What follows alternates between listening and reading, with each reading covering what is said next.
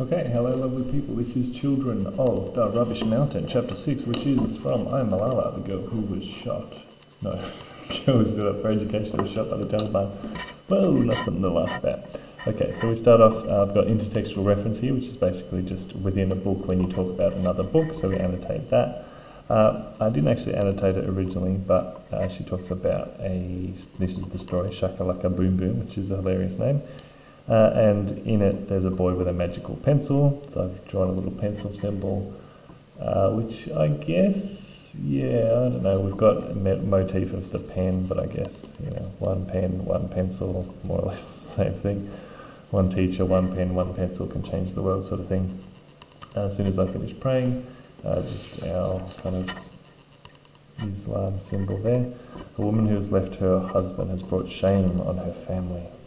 So culture and gender, we're going to annotate for gender for this one, just because again she's being critical, well maybe not necessarily being critical, but she's at least providing a bit of a contrast between our world and the one that she exists in at this point.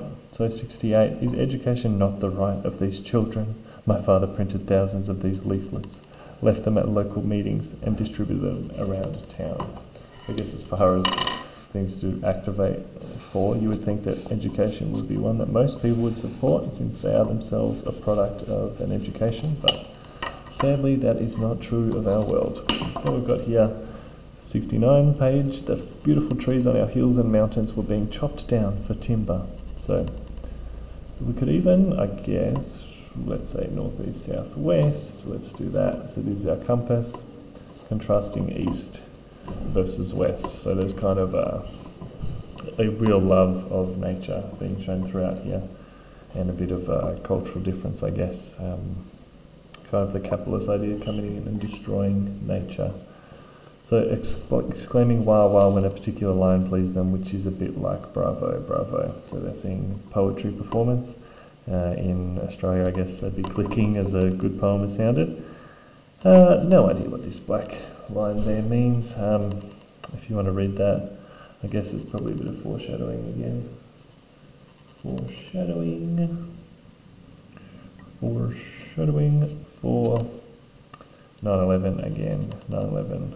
Oh no, it's not foreshadowing anymore because it's happened, but anyway, there's another 9/11 reference, just how it's changed things, and things will become increasingly militant around her. So 70, we did not know then that Musharraf was also letting the Americans use our airfields. So I'm not going to highlight that for corruption, but she would definitely view it in that way. What do we got here? Interp. So the people in the World Trade Center were innocent and had nothing to do with American policy, and that the Holy Quran clearly says it is wrong to kill. So this is her interpretation of the sacred text of the Quran. Yeah, so I don't know. Had nothing to do with American policy. So she's kind of trying to, I don't know, I guess distance herself from the terrorists involved.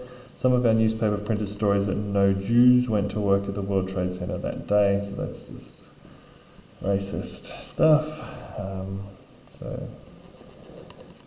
From memory, she doesn't comment too much about that. We've got here, my father said this was rubbish, but, you know, let's see, culture.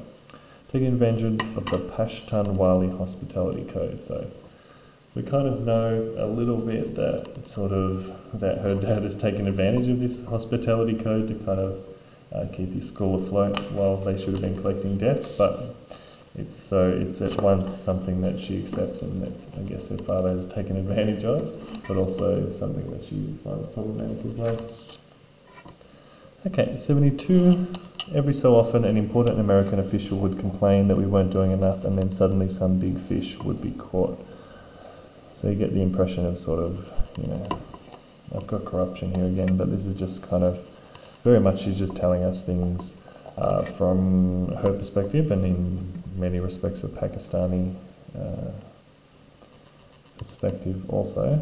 So we've kind of got the difference between East and West. So, you know, the US can put pressure, and then Pakistan will sort of jump up and do something, but you know, they're kind of, I think elsewhere she described it as sort of sitting on their hands. So they said the Americans always preferred dealing with dictators in Pakistan. So again, that's kind of, you think about the idea of democracy. A good democracy you would imagine support democracies, but if you were dealing with a dictator, that would be easier. So this is kind of probably the most socio-political chapter, where it becomes increasingly that though as well. So you sort of, it's almost, you get the feeling as though they're kind of trying to establish the reason why they would eventually become refugees and sort of be given safety in London. But you can see all the problems, and partly it's problems that they perceive, and also partly it's actual things that are problematic. And so it's up to you to just